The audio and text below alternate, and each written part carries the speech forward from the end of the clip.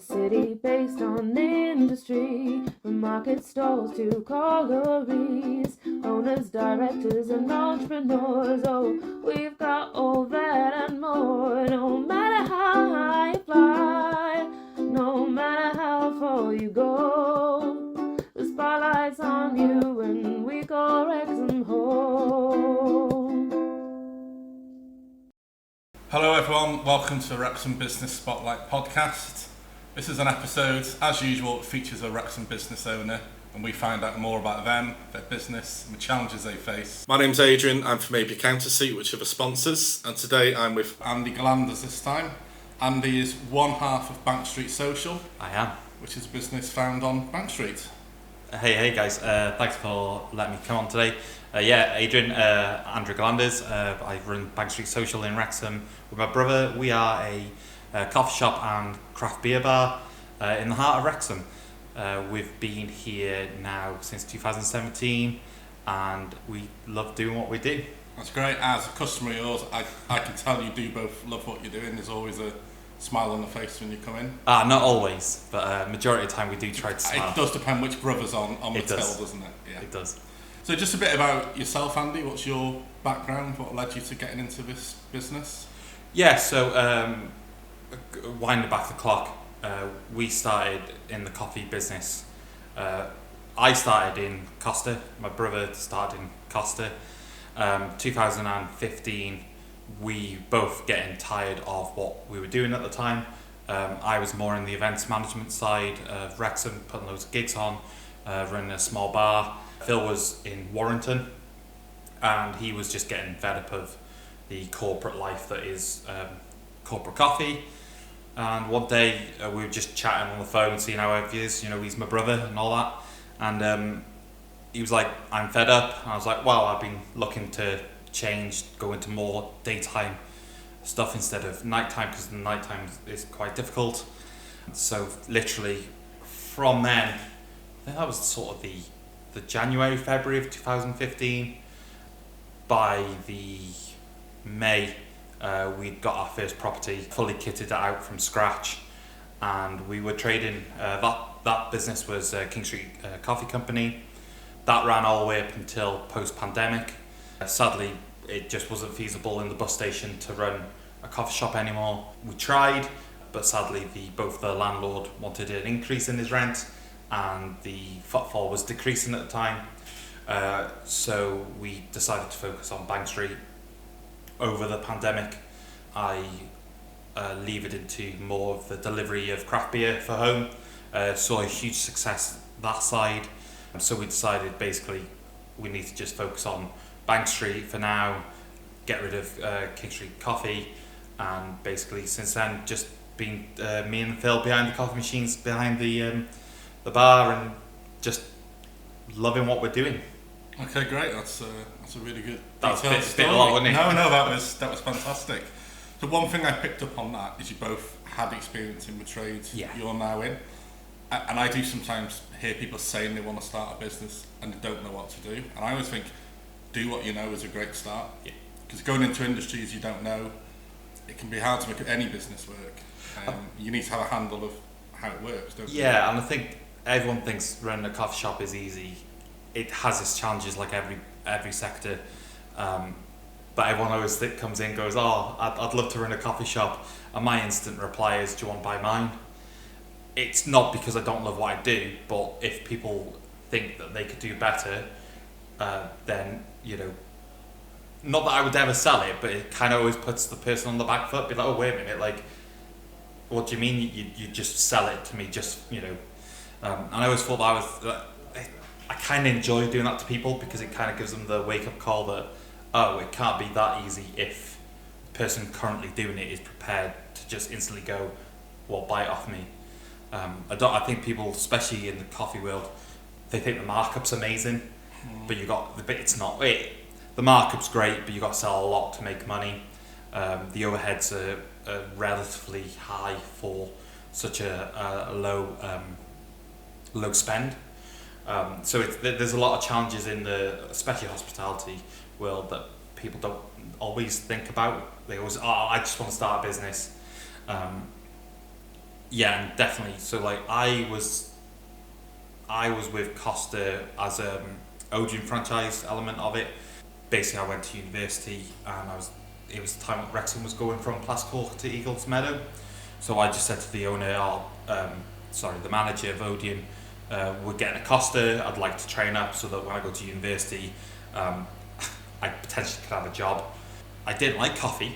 I didn't drink it, but it was an opportunity that I knew I could use while studying down south. And then you end up really liking coffee when you work in a coffee shop, because you end up having to drink it because it's busy and keep your energies up. So yeah, that's how we got into it. That's how we learned our craft, basically. A couple of things to pick up. You talked about you started at King Street and you found that the bus station area sort of tailed off. Yeah. Was that COVID related in your opinion, or was that a general trend in the movement of the town? Whenever I talk about King Street, it's always interesting because everyone just goes, oh, bus station, high footfall, constant trade. That's why we went there. That's what we thought as well. But the reality is, people are always on the rush to go somewhere. So although you think a high footfall commuter area would be good for coffee, actually it caused a lot of issues. You know, a lot of people, you don't take your coffee onto the bus, so they arrive to the bus station and they've literally got a couple of minutes before they get the bus. They're not going to go get coffee, or they arrive at the bus station, and especially with the configuration of Wrexham's bus station, they just walk around it. So although the bus station saw 100,000 people a year, for example, just off the top of my head, didn't mean 100,000 people would walk past the door, didn't mean 100,000 people would walk into your door. Don't like to be negative, but there was antisocial behaviour that was really difficult.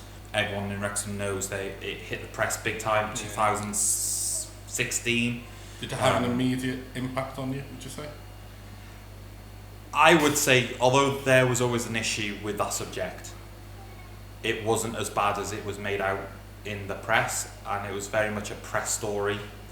It did mean that it was difficult for customers to understand that nothing had changed in the bus station other than a media story that obviously went national.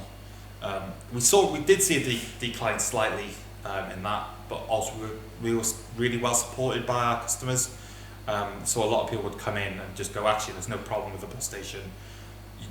What are you on about, kind of thing. So that was really difficult. And then obviously the pandemic hit and we couldn't open. I think the pandemic's a completely different unknown, but we as a company actually did okay off it, which sounds really weird. It gave us time to actually stop, think, reevaluate what we're doing. As I say, the lease in King Street was coming up for renewal. The landlord wanted to put the rent up, as they always do. We didn't want to put the rent up. We were quite happy where we were. And at the same time, like I was just saying about Bank Street, we were thriving with deliveries of craft beer. So it just made sense to solidify what we were doing at Bank Street and let King Street go. And to this date, no one's let that building. The rest of the development there is empty now. So I think we made the right call at the right time. I think it was a great learning curve. I think it was a great first property. We did it on very little money. When I say little money, it was about 30 grand, which everyone goes 30 grand. It's like, yeah, that's not that much money. It's not. To start a business. Fit out a unit and buy your equipment. Yeah, and have some working capital. 100%. We were very lucky with trades that we got around us, and parents and dad going up. King Street was like 13, 14 foot in the air. He was there painting, and it was a fun time. But you know, it was time to just stop that and concentrate on Bank Street. So when COVID was first hitting, and as someone who had a fairly new accounting practice with clients, I was looking at what I thought was going to happen based on what we could see in particularly Italy as an example.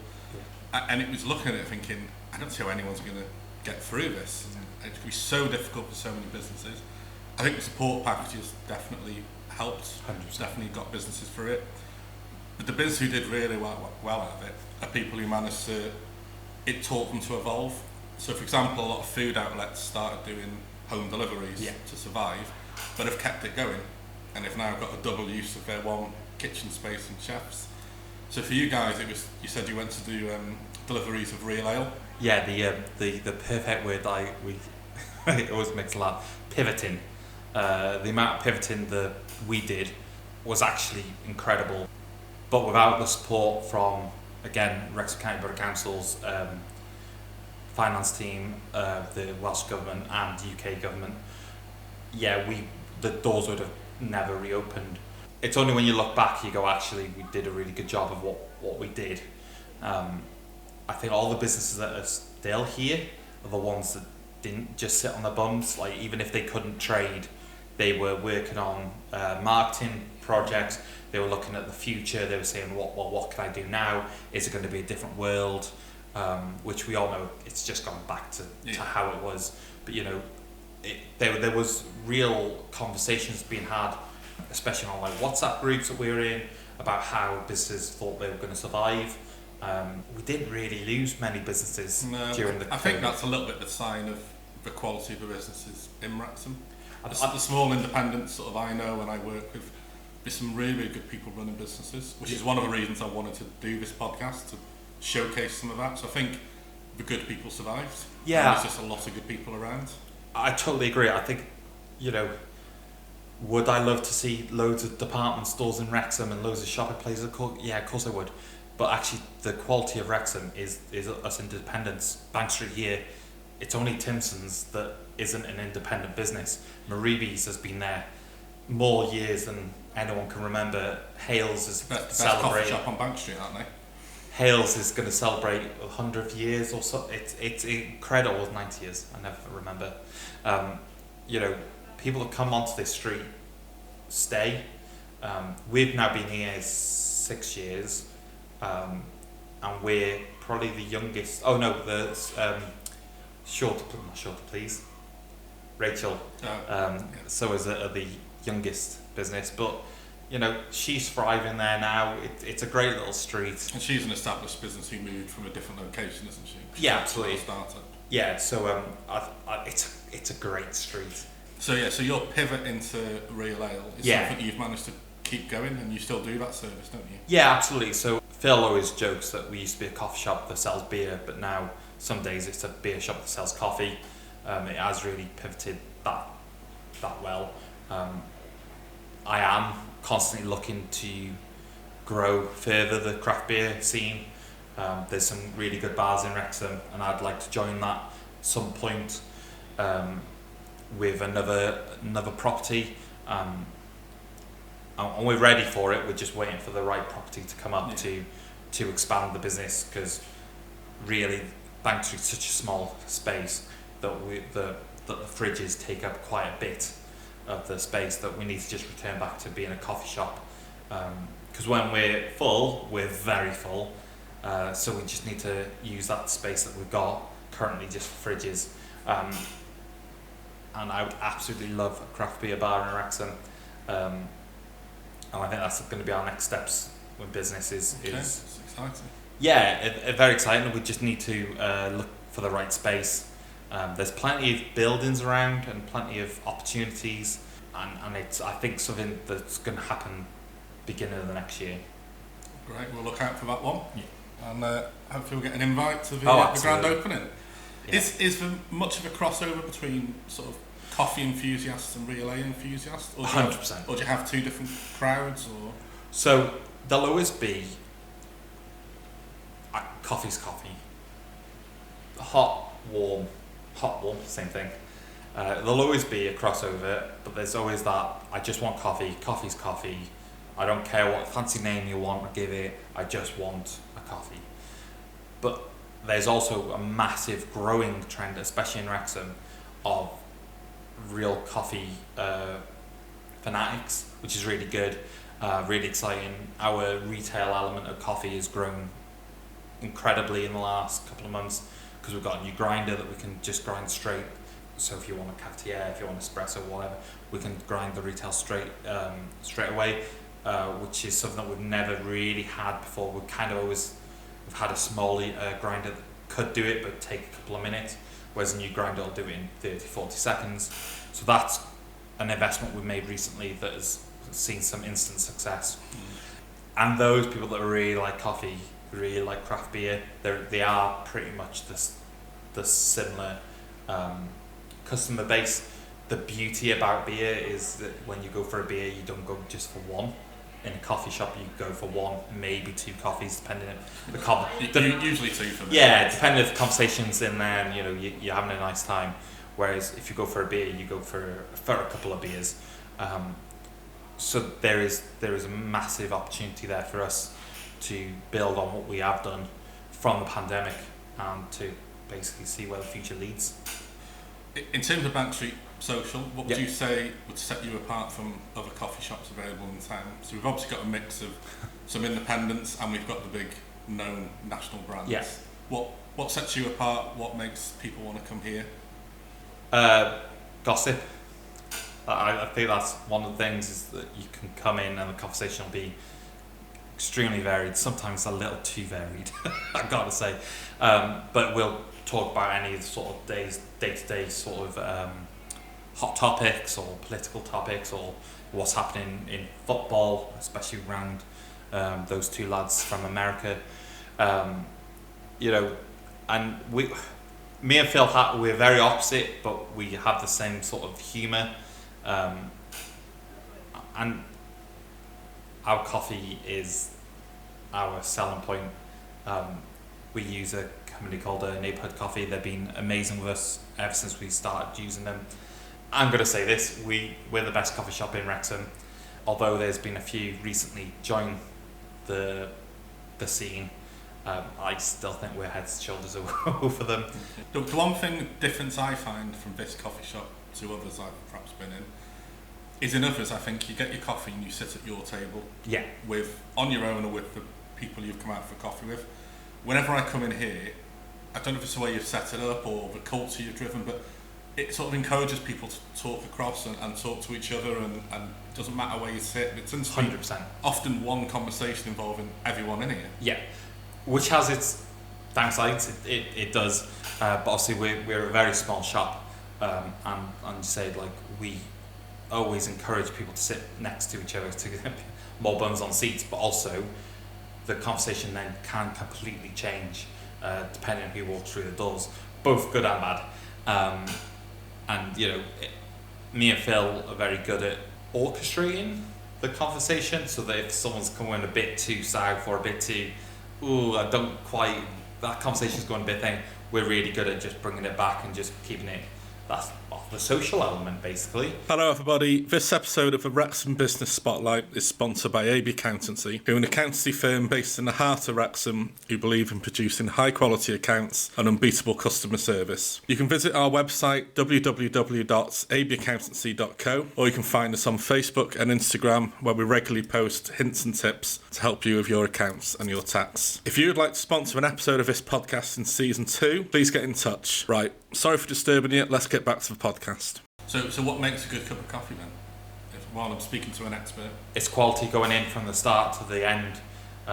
Pride, when you deliver your latte and the latte art's good, compared to just flung into a little rubbish cup.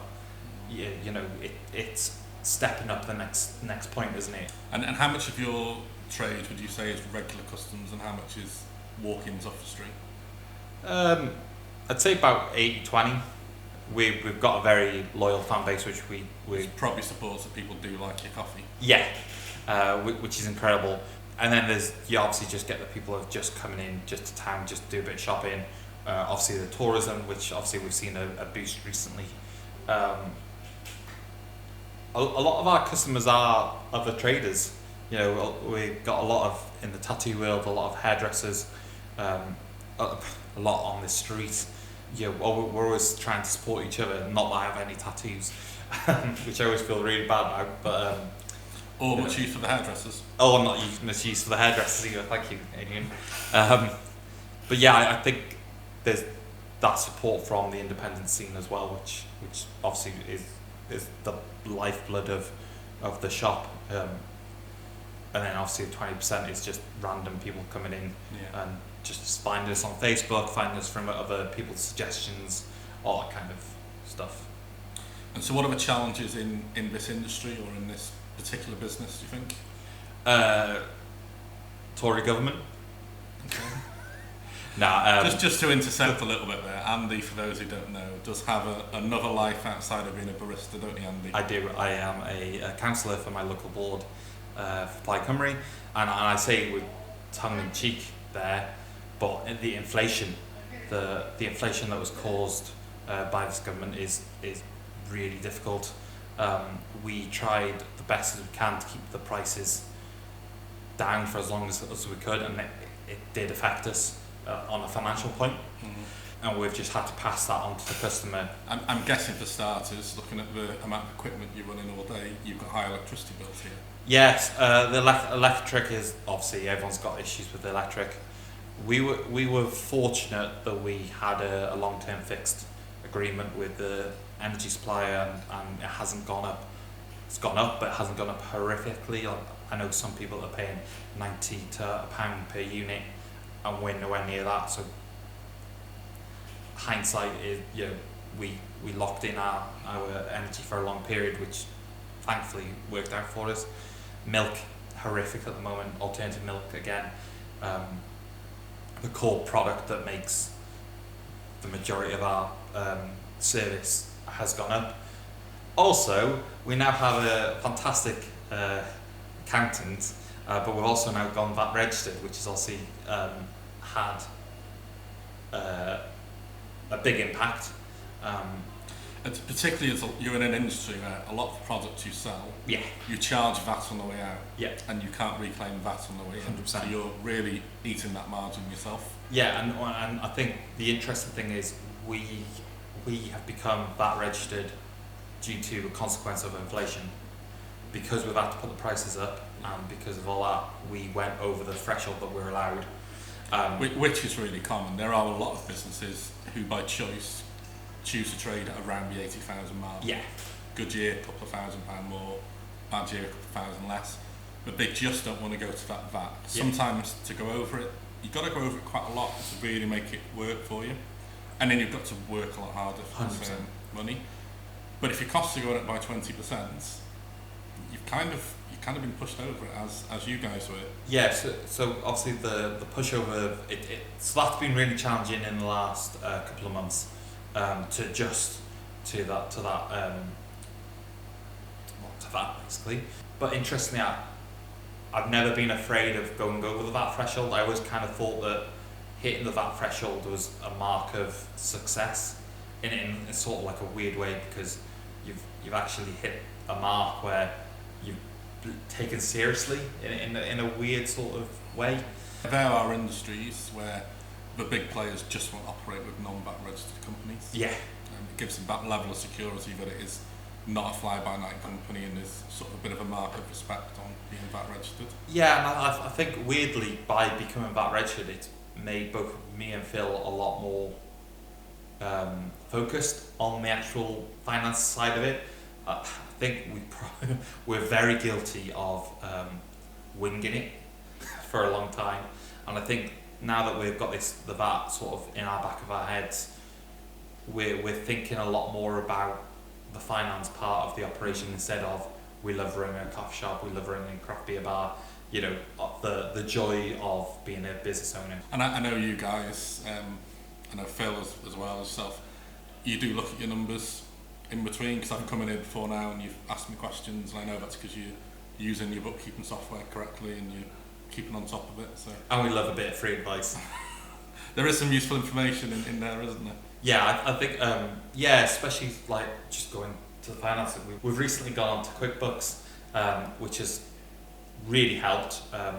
We have software on the till, which we always kind of semi-look at, but actually that's really helped focus us on the finance side. And I think without being VAT registered, we weirdly would have struggled more in this current cost of living crisis, because we wouldn't have been looking oh, actually we need to put that up because we're not getting quite the right GDP and all that kind of stuff that the report helps you just focus on. So I think in a weird way that's actually helped us become a proper business. Is there a worry you might outgrow this shop at some time and be forced into a move and have that issue again? If people find we have definitely outgrown this current site. There's opportunities that if we were double the size, I definitely know we'd be able to fill it. Yes, there's days where there's no one in here and would an expansion make sense? The key is when we are full, we can get more bums on seats. Maximise your busy times. Yeah, maximise the busy times, but also have the opportunities to bring back the voice box events that we had here, or book clubs, or all that kind of stuff. But we can't do anymore because we are actually too small for those events. Yes, it would probably have to be somewhere on Bank Street to keep the brand, but this might be being too big-headed, but I actually think me and Phil are the brand, and I think if we decided to do another brand, and I think people would easily follow us.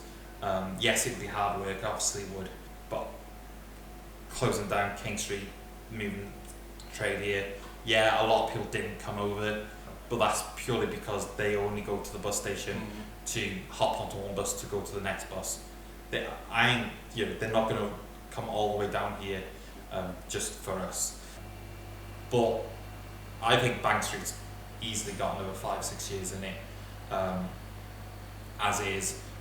But I think me and Phil will need to expand into another property. So you talked earlier about your plans to open a bar at some stage. Yeah. Some stage soon as well. I picked up on that. Yeah, I'd like to say we've identified a property that we are interested in, and we're just going through all the boring side. We've always been lucky that both King Street and Bank Street, we knew the landlord's reps, or we knew someone that could get us in, or they already had the planning permissions, we already had the stuff. Current property doesn't have the planning permission for food and beverage, so there's just more of a paperwork side. But I hope to bring more on that soon. But we are just in the arms of someone else, which is very weird for me. Very close to getting an exclusive reveal on the Wrexham Business Spotlight here. There's not quite tipping you over the edge, are we? There's almost quite an exclusive, but not yet. So I sometimes think it's most men's dream to have their own pub and open their own bar. Yeah. And a lot of people probably don't appreciate, like we said about do what you know, they don't appreciate what goes into running a pub and the margins involved. So obviously you do have an insight to that because you're involved in real ale already. Yeah. Do you think that gives you a really good grounding to understand the basics and to hit the ground running? Absolutely, and I think the key for what we want to do is different from a traditional pub. And I think that the support we got from our suppliers, the support we got from the customers, and there's already a good base here. You know, the Magic Dragon and the Drunk Monk have come up in the last couple of years, both doing really well. But they're both doing their own thing very well. So, and I think that's the importance for craft beer, is that no one's copying in each other, and I think that's what makes that scene really interesting, is because the concept we're going to bring is different to the Drunk Monk and is different to the Magic Dragon. And so it'll all complement each other. Yeah, and complementing other businesses rather than competing with them 100%. Means you can attract. I mean, real ale drinkers will travel to drink real ale, won't they? You can attract more people in and share those customers who might have 2 pints with all 3 of you in a day. But they'll also talk to you about the other people as well. I think Wrexham's biggest problem is people copying each other. I think that's probably the downside to Wrexham. You go onto the high street now, every pub will sell the same beer. Everyone's got Wrexham lager. Great. But actually, what separates you from the bar next door? A lot of these places don't have anything different. And I think that's really important going forward, and I think that's where you'll see Wrexham moving towards. I think there's going to be a lot more independent run small bars compared to your big, your Green Kings, your Wetherspoons, your whatever else is. I think that's where Wrexham's going to move to. So I would guess taking on a bar, you're a busy man already. We've said you're a counsellor. Yeah. You and Phil share this business. I'm guessing it's going to involve some staffing somewhere along the line. 100%. But it's also something we need to do to make ourselves more productive. We need to start bringing staff on. Just because we're in the day-to-day running of the shop, me with my politics, we just need to be smarter, and that to me involves hiring some of the best people we know to come along the journey with us. And that might allow you to become a bit more strategic and a bit less operational. 100%. But this would involve 2-3 members of staff on probably both locations.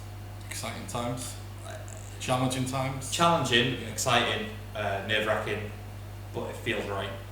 There's definite challenges in being an employer, but at the same time, knowing you've provided someone with a job and an income is fantastic, I think. And a job that they love. There's no point just doing a job and just clocking in, clocking out. If someone's really enjoying it, yes, you're supporting their lifestyle and their work and their finance part of it, but actually they're really enjoying it at the same time. You can bring out different things in different people, different skill sets, different passions, and I think that'll make a really exciting bar. So we look forward to seeing it, and definitely look forward to popping in and trying some of your ales. There we are. To add some of the coffees I've tried from you. So there's a few questions we ask all our guests at the ends. Yeah. What does success look like to you? Paying invoices on time. Not many businesses actually can, especially with the current circumstances. Yeah. And do you know what? You guys are helping make Wrexham a better place. We hope so.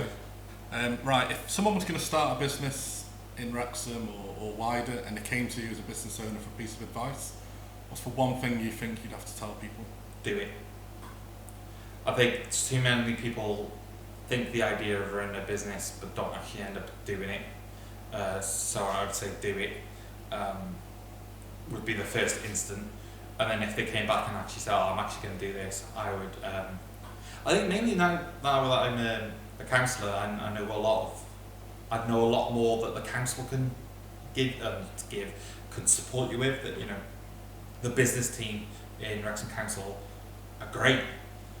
I didn't know they existed when we first started. I just went ahead and just did it. But the support that they can give you is phenomenal.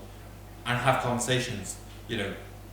Talk to an accountant, talk to a legal person, talk to a potential customer, and just get a better understanding of what you actually want to do as a business. Okay, good advice, I think. Finally, we like to give all our guests a chance to spread the spotlight and to just recommend another Wrexham business to people who might be watching and listening to this. Could be someone you use as a supplier or someone you use as a customer. Is there anyone springs to mind?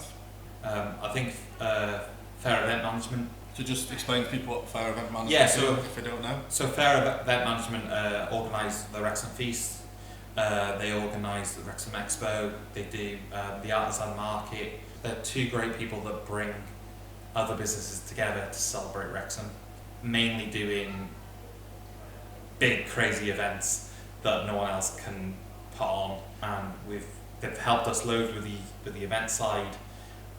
Making sure our stores start to look a little bit more professional, buying some new flags and all that kind of stuff, getting the right contacts for that. So yeah, they're my spotlight, Fair Event Management. Excellent. Fair Event Management, everyone, check them out. Thanks so much to Andy from Bank Street Social for being today's guest in the Wrexham Business Spotlight. We'll see you all soon. No matter how high you fly, no matter how far you go, the spotlight's on you when we call Wrexham home. Hello everybody, thank you for getting to the end of this episode of the Wrexham Business Spotlight podcast. Really appreciate you listening. Please consider liking, dropping a comment or subscribing, and you could even share this so your friends can enjoy what we're doing too. Please check out the episode description where you'll find a link to our guests' business and their social media pages. Please give them all the love and support they deserve because they're absolutely fantastic. You can also find links to our podcast Facebook and Instagram pages where you can interact with us, giving us your comments, your thoughts, and we'll listen to all of your feedback. Thank you very much. Diolch yn fawr.